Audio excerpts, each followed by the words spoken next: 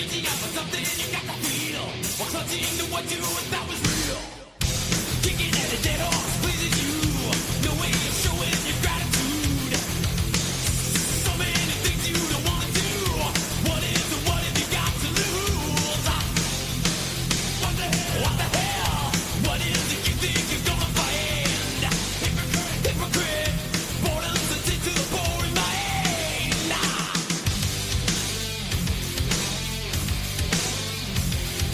Struggle with it. It's too to fight. Struggle with it. You're ruined. Struggle with it. You steal your own coffin. The struggling within.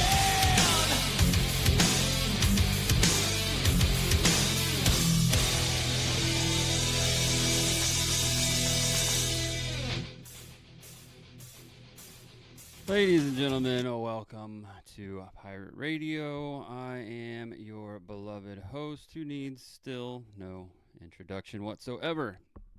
So tonight we are going to talk about Venezuela and their recent liberation. At least that's what it's being called, I guess. If you want the details and you don't know them, give it a goog, I guess. Look that up. Let's see. So... Those of you that are watching or listening here live, I appreciate it. You could be doing any number of other better things. It is Friday night. There is a college football playoff game going on, which I have actually down here on my phone. So I'm monitoring it live. So, if you haven't heard, former Venezuelan president Nicolas Maduro got snatched up in the middle of the night by a bunch of D-boys in helicopters who came in and took him and his wife. And I got to tell you, no casualties were had on our end. There were some injuries. I think a couple guys took, didn't really find if they actually got shot or shrapnel or whatever. It doesn't really matter too much because everybody's pretty much A-okay. We did smoke a bunch of dudes in Venezuela. Somehow we smoked like 32 Cubans, which is always weird to me. You know, I don't know if I've ever mentioned it on air here, but I have talked about it before. If you do any little bit of like research into especially Cold War era Africa and some of the conflicts that took place there, whether it was trying to overthrow the current regime, white minority governance, or any number of things, the Cubans were like involved in a lot of that. Boots on the ground, pilots, any number of things. It's pretty wild. I mean, you know, it's, you just don't think Cuba when you think like mercenaries, or I guess they're not even mercenaries. I guess they're like governmental forces, but it's like, what the hell were like 30 Cubans doing in Venezuela? And they're like, oh, they were protecting Maduro. Real good job, idiots. Of course, I guess if you're the current dictator of Cuba, you would not send your best guys to protect someone else. You'd probably keep him there with you, right? But anyway, so Delta boys snatched him up, brought him and his wife back. He's going to stand trial for some really weird charges. That's one of the first things that stuck out to me was like they charged him with like owning a machine gun, which unless he owned a machine gun without the proper licensing in the United States, it's not really a crime to be a world leader and have a machine gun, but whatever. So I kind of almost hope he beats that charge as a very pro-2A individual. It just goes to show you that the actual truth is not upheld by the federal government, in which the actual truth is that, like our Bill of Rights, those are not inherently American rights. Those are human rights enshrined in our legal documents and framework. So our federal government has no problem violating that across international boundaries. So that's weird. I'm not just going to shit on our country or our regime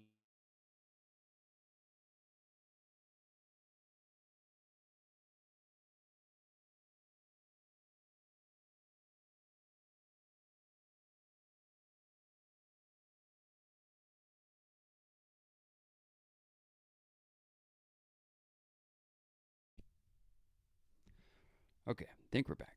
So there is this beautiful like hypocrisy about the United States and all Americans. Like in some way, there's no way to be 100% um, non-hypocritical, especially in a still somewhat free society and country.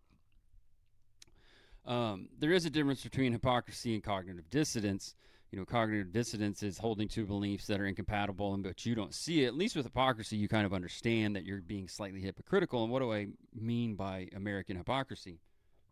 Well, I am suffering from it currently, where I don't really care for the whole regime change wars and the whole regime change thing and meddling in other countries' affairs. I don't really give a shit that we snatched up Maduro. Again, the hypocrisy, I guess I can will have here is like I don't I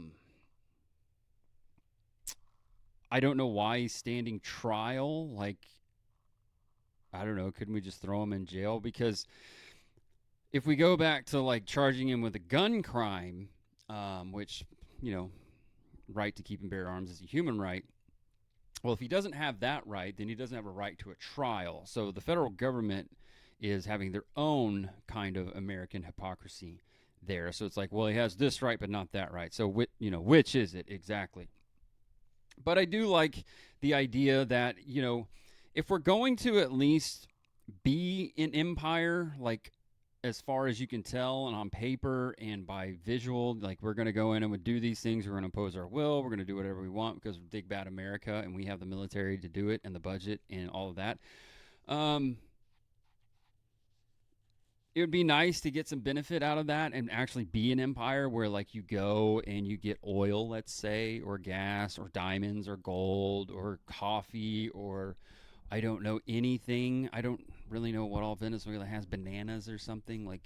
Um, it'd be nice to have like Banana Wednesday, where everybody just gets a free thing of bananas from a stipend from our Venezuelan friends down there, instead of going and like completely destroying Iraq, spending all that time in Afghanistan, not getting 1 ounce of oil for that, or any sort of rare earth minerals from Afghanistan. The only thing we got from Afghanistan and Iraq was a bunch of like nasty looking assholey immigrants, some of which like to shoot National Guardsmen as they patrol the streets of Washington, D.C., because our city governments are so bad at doing it, they can't keep the order. It would be nice to, and then we also got a whole bunch of like the heroin and heroin basically went crazy and protecting poppy fields. So like that's kind of a connected thing there, which is funny because when you think back to, I don't know, a month ago when they were talking about why we had to do something in Venezuela, we were blowing up supposed drug boats, and we were talking about the drug crisis and all the fentanyl that was coming out of Venezuela, and they're poisoning our streets, this, that, and the other. And now all of a sudden, no one has said the word fentanyl in an official capacity from the regime, which is interesting. They mentioned cocaine and they mentioned some other things, but they haven't mentioned fentanyl, which is odd. So I guess that was a lie. I do have to give it to the administration. The pretext for war were really shaky, and they didn't really defend him too much, other than maybe on social media. And they really didn't sell it hard. They just kind of like kept throwing things out there of this, that, and the other. He's a vicious dictator. He's not the real president. The last election was false. He doesn't like puppies. They have drugs. He's head of a cartel. This, that, or the other. They didn't really do that. Uh, one of the things that is that I haven't seen too much made of, but I saw a headline that when we snatched up this dirty bastard and put him in like the world's like weirdest Nike sweat, I don't know, the picture that got sent out of him with like the glasses on and then the sweatsuit was pretty wild.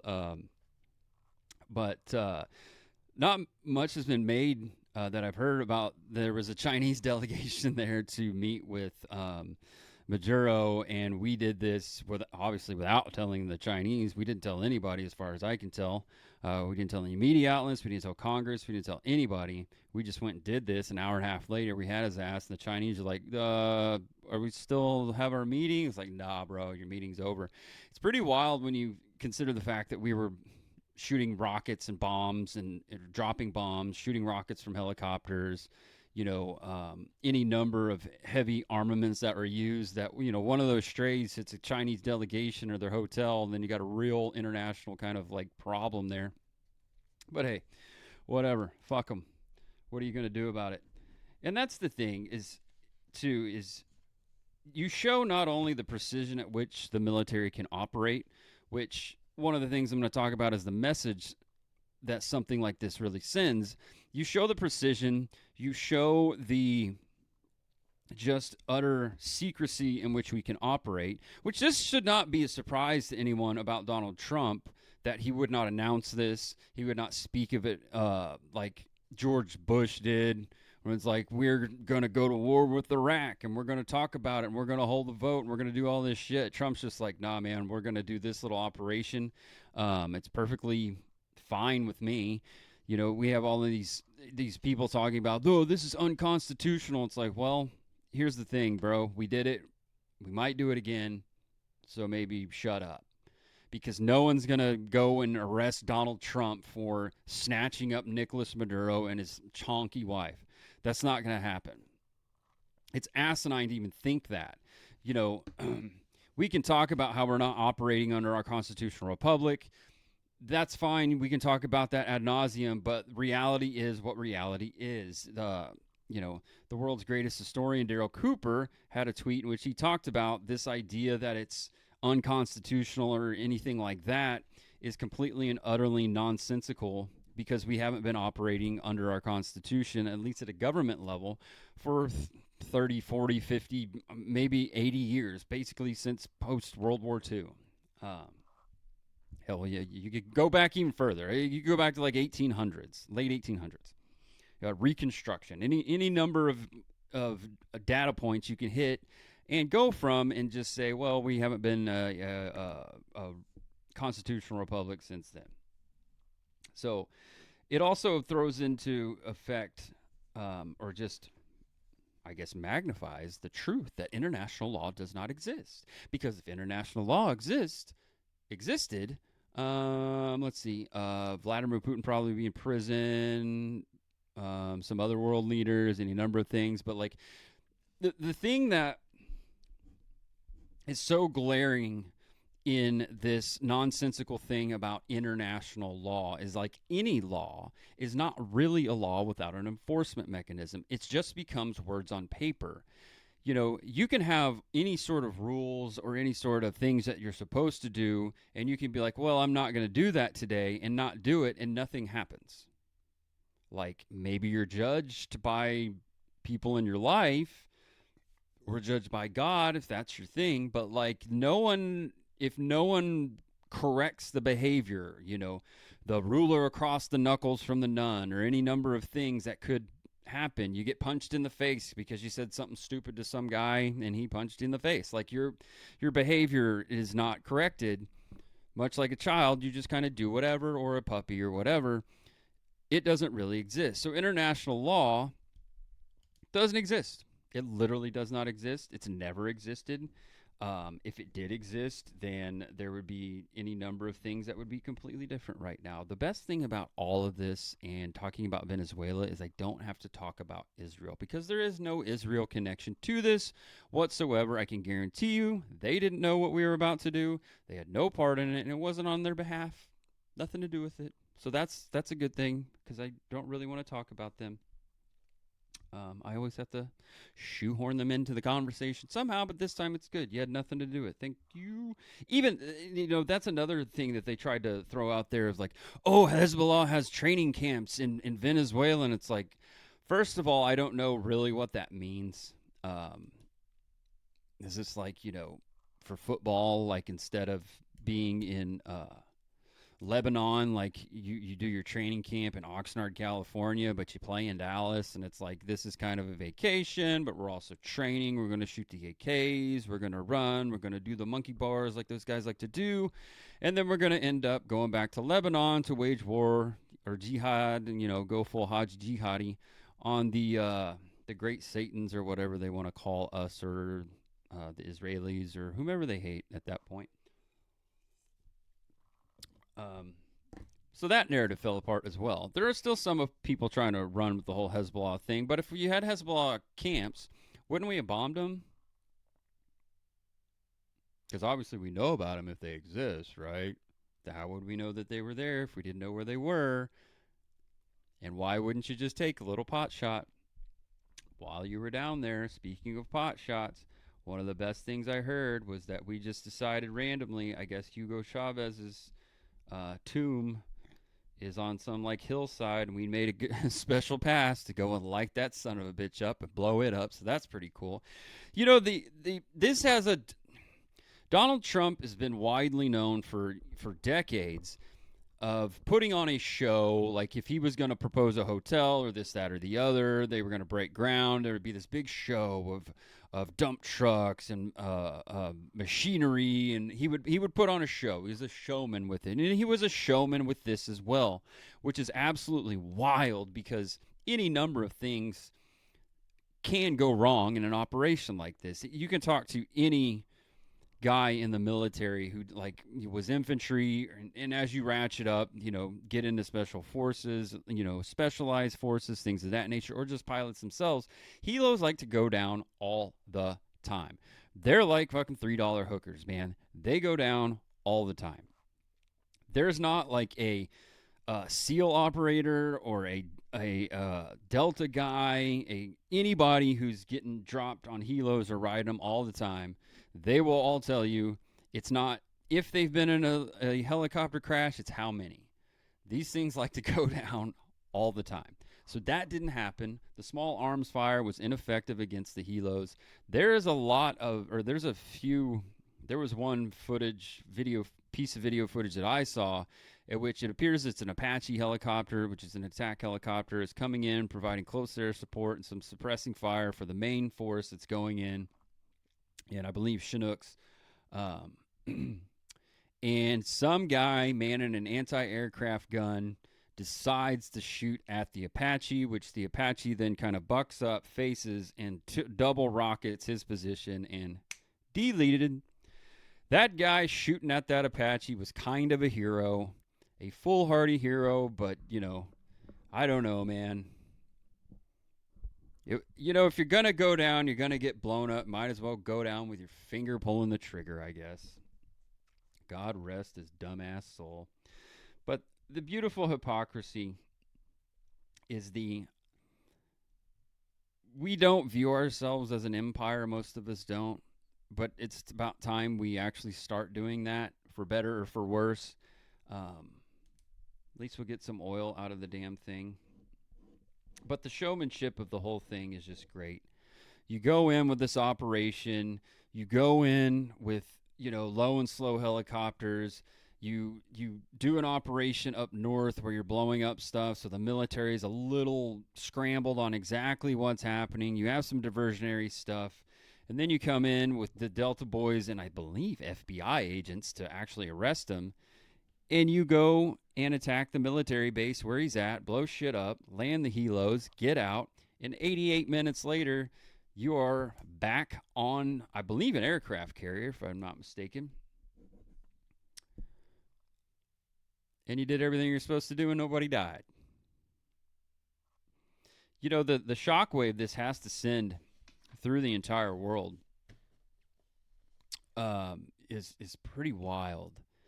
I mean, it's taking the Monroe Doctrine, which is basically controlling our hemisphere. No one else is going to be in our hemisphere. It's a lot more in depth than that. I get it, but that's kind of the basic thing. It's showing world power dominance. It's showing other countries, big and small. Hey, there's a new way to do things. This whole idea of we're going to do a regime change by invasion hundreds of thousands of soldiers, followed by occupation, be it some sort of like North Korea operation or Korea operation into North Korea, be it some sort of Vietnam, be it any number of things, Iraq, Afghanistan, whatever. Um, there's another way. So this is like Panama, I don't even know what to call it, like Panama specialized. Um, I think Panama, we were there for like a week or something. I know it was like a full 24 hours, maybe 48 hours where we were engaged. And then paratroopers, a very complex operation in Panama. Not that this wasn't a very complex operation, but this is a lot more audacious, a lot more brazen, a lot more ballsy. Going in and just seeding the ground, going in the cover of night, snatching this guy up. I mean, if you're the Iranian regime who's got some big troubles right now, this has to send a big fucking message to you, even if you didn't have the stuff going on in the streets and what appears to be a very grassroots revolution happening in your major cities right now. This would send a message to you regardless, especially after in June when us and the Israelis, mainly the Israelis on this side, basically took out every single bit of like anti-aircraft SAMs, anti-aircraft guns, surface air missiles, any sort of like missile defense system just got destroyed, just lit up, gone, and you didn't take anything down. So you're in the dark. You got a trash bag over your head trying to find trying to find your keys in a fucking storm. Like the idea that we're able to go and launch something like this and come back and with you. I mean, there's obviously Maduro had somebody turn on him. There are the talks that maybe even Maduro was in on it as well. He'd much rather be in a prison than getting, yeeted, and maybe he can plead out. Maybe he can just get sent to Moscow or something like that. Like he, live to fight another day, and kind of turn yourself in, or at least allow yourself to be turned in, something like that. Better than the D-boys kicking down your door and just lighting your ass up and dragging your corpse off like Bin Laden or something. Yes, I know that was Dev Group, but results are the same, and they just dump you off the side of the fucking boat in the middle of like the Caribbean or Atlantic, wherever exactly they're.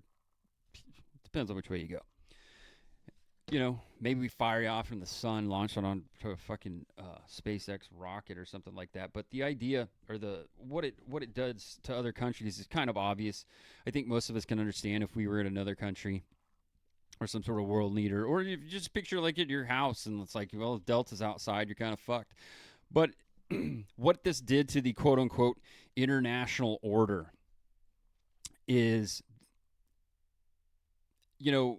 with the 2024 re-election of Donald Trump, the way that went down basically put a nail in the coffin of corporate media, and they finally had to acknowledge it. Well, this, I believe, puts the coffin nail, if you will, into the United Nations and possibly even NATO. If NATO thinks it's still around and relevant, then when we go get Greenland, that is really going to tell you that it's not. And the United Nations is the reality has been this forever, but now they have to face it of that.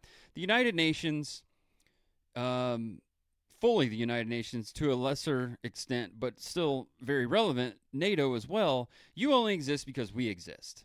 Like if we weren't a part of it, it's nothing. We are the teeth of this thing. Pakistan or India, it does not constitute NATO. Everybody laughs when you say that. So there's that.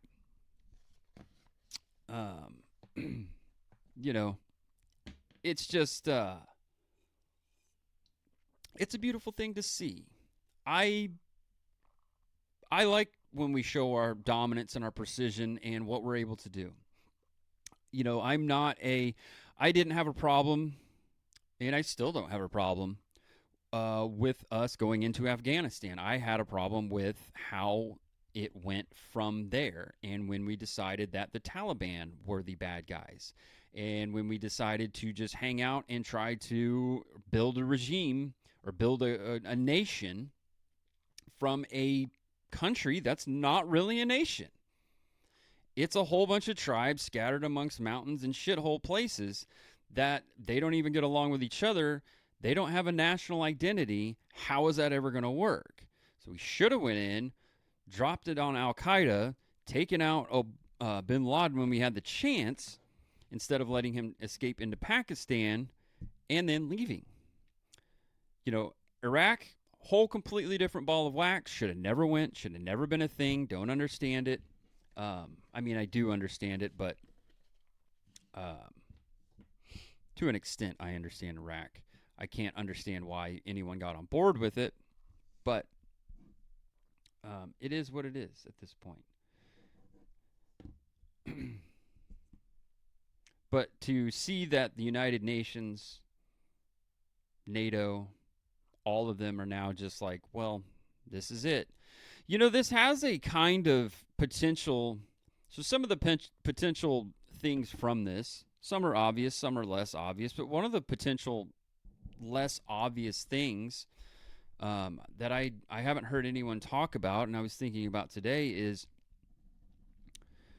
this pushes smaller countries, lesser countries, and especially countries within our hemisphere, Central and South America, this pushes them to us, not away from us. This kind of precision operation being carried out, the message is heard loud and clear.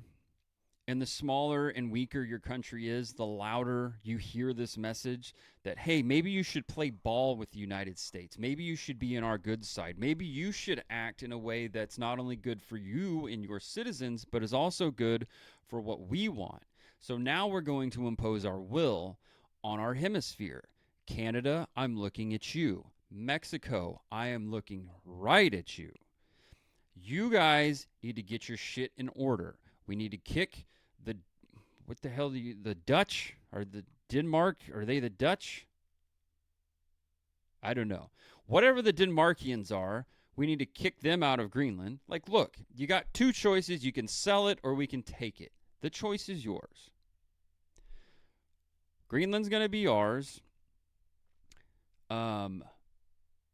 This just pushes the Danes. They're called the Danes. That's the gayest shit I've ever heard.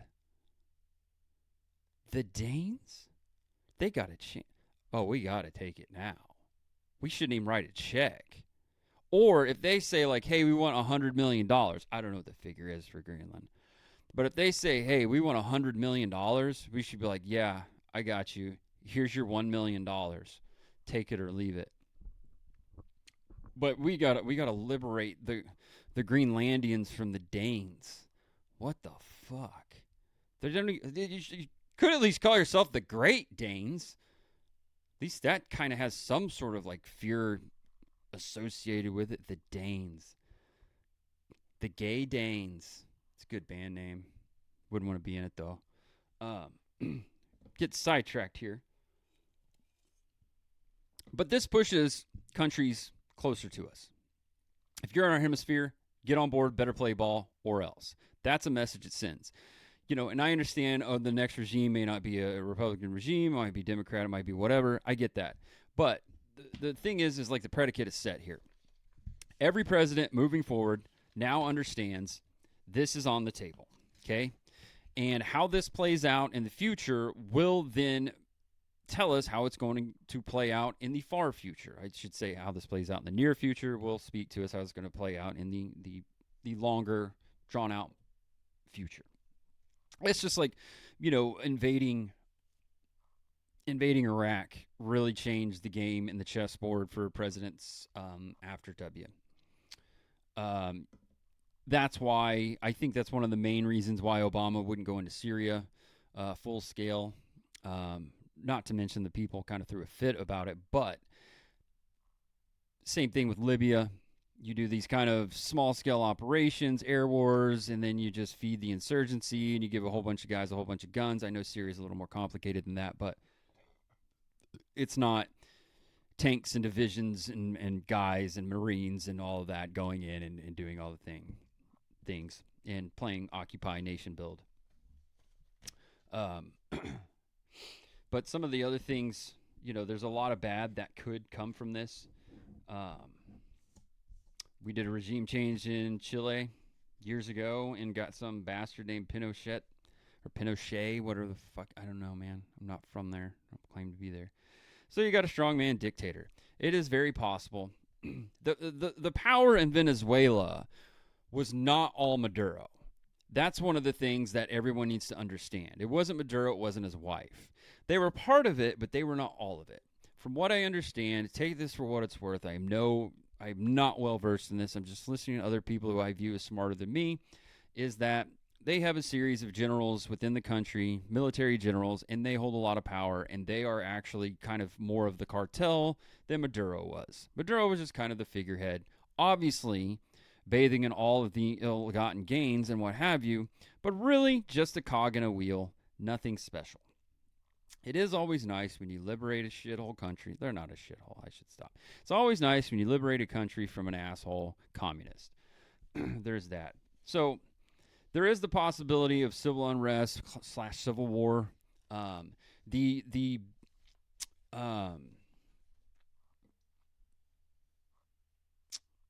what do I want to say here? I see a lot of people comparing, or trying to make the comparison of Iraq to Venezuela, in that if it goes south, you have another Iraq. I really don't see that happening because Iraq was a territory that was created basically post World War I by the West, and it was a whole bunch of random lines drawn, I believe, by the British that just cookie cuttered up some countries here and there, and they just said, well, there's Iraq and there's Iran and there's Palestine and here's this and here's that, without any sort of coherent kind of peoples. You have Kurds, you have Shiite, you have Sunni, you have three groups who vehemently do not get along with each other in Iraq. So the second that a power vacuum exists, somebody has to fill said power vacuum because somebody's got to kill the other guy or whatever. You also had Christians in Iraq, but to much lesser extent. Same thing with Syria. You have a whole bunch of assholes in there who hate each other, and it's it's a proctologist's dream. It's just wall-to-wall assholes. It's a good point from Arthur as well. Friend of the show, guest of the show. Venezuela also doesn't have multiple versions of religions that could create sectarian violence. Yes, they are a mostly Catholic, Christian country. They are a people. They are Venezuelans. They do have a national identity. They do have a national flag. They do have national pride. You could say they're a nationalist society. They could be a very populist society. You can see this happening in Argentina. They are Argentinians. They have a national identity. They've been through some political turmoil. They've been through a very big, groundbreaking election and groundbreaking changes through Javier Milei. However you feel about it, they've been through some massive, massive changes, but they have a national identity in Argentina. They have one in Venezuela. The other thing that Venezuela has is they are, or at least were, a first world nation. So their tyranny really started 25 years ago, roughly. So you're only maybe a generation removed from knowing what freedom was. Now, they have some big bad corruption stuff like most of South America has had throughout history. This is one of those things that can send a message to those guys. This is where those military generals come in. If one of them decides, hey, I'm going to take over the country and I'm going to rule it as a singular leader / dictator, there might be a fucking price to pay. So that message is loud and clear. There's the other side of this, or there's a further in-depth to this where I've heard folks talking about that, well, we removed the guy at the top of the regime, but we didn't remove the regime. All of his people are still in place, and that is accurate. That is true. There is a historical comparison that's not that far removed of the Soviet Union when it started to crumble. You had members of the Politburo, members of the Communist Party, who then were still in charge and who saw the former Soviet Union go into the current Russian Federation. wasn't without a little bit of turmoil. There was probably a little bit of bloodshed. But the thing is much like Venezuela, there is a national identity within Russia of Russians and within the Soviet Union that they are Russian. They have a national identity. They have a shared culture, a shared kinship of peoples, a shared language, and just a shared vision of a greater Russia. So when the Soviet Union falls, as bad as those bastards were, and yes, there was a group that tried to take over forcefully, and they were done away with. They had no real institutional support. They had no greater, broader support. And the local level military guys in Moscow and other places, they did a little bit of saber rattling, but they never did the thing that they were expected to do, I should say, or that a lot of folks thought they would do, and they did not kill their fellow citizens. They did not slaughter them. They just said, you know what? I'm not killing that other Russian, because they just want to live here, live free, and be Russians. And I'm a Russian and they're a Russian, and we can be Russians together. We don't have to be Soviets. We were never Soviets. We've always been Russians. And so Venezuela, I believe, shares that same thought, that same passion, that same national pride, that they are Venezuelans. They are in Venezuela. And we would like to have a greater, better, nicer Venezuela, a prosperous Venezuela. I don't see the comparisons to Iraq at all, and I really don't see the comparisons to Afghanistan at all. We have so much more in common with a Venezuela than we do with an Iraq. Not only maybe even belief-wise, but in just nationality, national pride, in an actual nation state. Iraq never really had that. Iran's never really had that. Persia had that, but Iran has never really had that. You just have these strong men who take over the country, and maybe they rule somewhat benevolently. Maybe it ebbs and flows, a little stronger this time, a little less strong this time.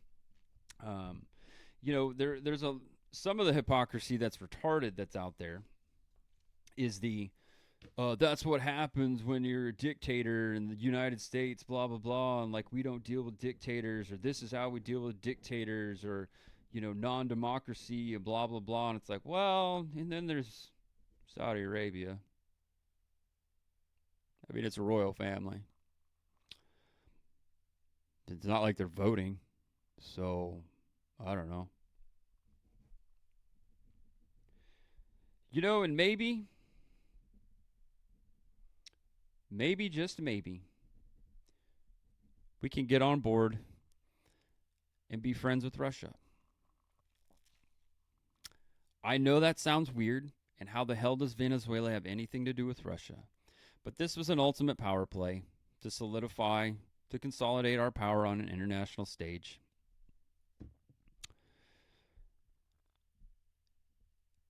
And it's almost a shared kinship with the Russians. However you view the war in Ukraine and its beginnings, the fact of the matter is that Russia is going to occupy and hold territories of what used to be Ukraine. It's just part of it. They're going to have it. They are the only bulwark we can possibly have against China. At least an enduring bulwark. There's no reason that the United States and Russia should not be friendly at the very least. We should act somewhat in concert together. Are we going to be boots on the ground fighting a common enemy? Well, if we do, it's going to be China. China.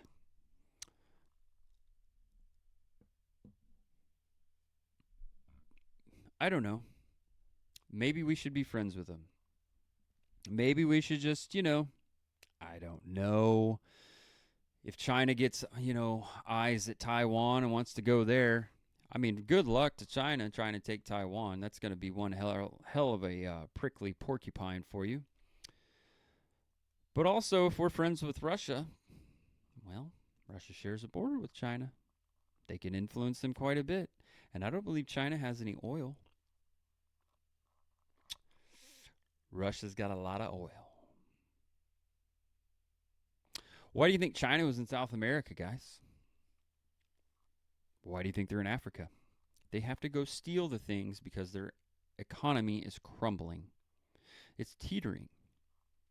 This is one of the most badass power plays on an international stage that you will ever see. And I'm not even talking about the operation itself, which is an amazing operation of precision and accuracy and mission accomplished.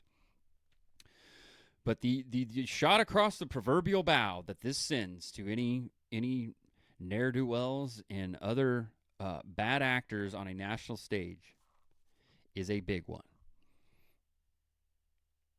You know, if you're Xiao Jinping, however you say his name, if you're the Chinese Winnie the Pooh, you have to watch this, look back and go, man, I don't think we could do that as Chinese in the Chinese military.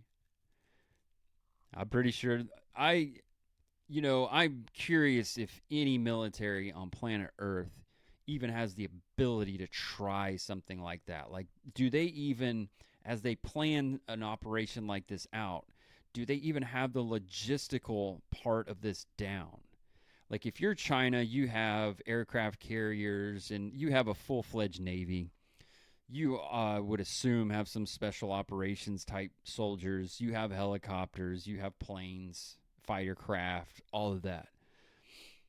Even the most audacious Chinese general, commander, whatever, has to sit there and go, man, Oman, I don't think we can do this. There's no way you think you have this. Like, just the balls to even attempt this is pretty wild. But then to pull it off, man. I don't, regardless of how you feel about this, whether you're all for it and, yay, America, let's fucking impose our will, or if you're on the other side of the libertarians where it's like, we should never do war, blah, blah, blah. No matter where you fall on the spectrum of this whole thing, you have to fucking sit back, take your hat off, and go, man, that was badass. We did that. Our military did that. They are that badass. Came in and just did the thing and got out, no problems. That is badass. This is one of those things, there's so many battles throughout history. There's the Siege of Tyre. There's the River Gaugamela, if I remember right. There is, oh God, what was it? The Hannibal's move. There's any number of battles that are studied throughout history that are taught at military colleges all over the world. And this is going to be one of those for like your special operations units and guys and entities where they're going to go, hey, everybody read this, read that. This is how it went down. This is how you do that. And there's very few nations and places where it will even pertain to. It's funny when you hear places that say, oh, it was, Nicaraguan special forces. And we all just kind of laugh because we don't know what that means. It's probably just a guy who has a decent gun and actual camo and boots and can run for a long time. But it ain't that. It ain't the Delta Boys. It ain't the upper crust.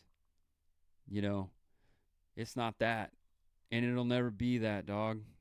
These dudes train their ass off and develop tactics, and iron sharpens iron, and then they just for one time to get to try to do this. So badass. So I don't know what the future holds for Venezuela. I think if I had to put odds on it, I'm not an odds maker. I would say that the odds that this is a good thing for the future of not only short-term but long-term future of Venezuela, I would put the odds somewhere in the neighborhood of like a 70-30 good versus bad outcome. Again, mainly because they have a shared vision, they have a shared culture, they have a shared identity, and you can rally around that for good or for bad. That can be rallied around. You're going to have people that are the elites of Venezuelan society that aim to protect their positions, and they will probably protect their positions. It seems like one of the things that may be happening as well is that a lot of folks who fled Venezuela because it became communist are at least planning in their minds to go back. So we got deportations without having to do anything, institutionally. Like, we didn't have to round anybody up other than Maduro and his wife. And now we're going to get rid of a whole bunch of Venezuelans. So that's cool, I think. Although we probably got all of the good ones, so that might be okay if they stuck around for a hair. But I don't know, man. Go be Venezuelan. If you still have that Venezuela pride, go back. Go there. Go do that there, man. We're Americans here. Once you hit the shores, once you get here, once you flee the place you fled because it turned bad, I don't know, maybe buy into the system here and become an American. If not, bye-bye. Go back. See ya. But anyway, this has been a short one. At 50 minutes, it's been a short one. I've been talking for at least 45 minutes. I got a football game to get back to and watch. Hopefully it's still competitive. I had to turn it off here because it was distracting me. But anyway, thanks everybody for hanging out. Thanks everybody for commenting. Thanks for supporting the show and the broader channel and all of those things. I really appreciate it. Let's see. I think that's all the housekeeping I have. Anyway, thanks, guys. See you next week. Everybody have a great weekend, and don't party too hard.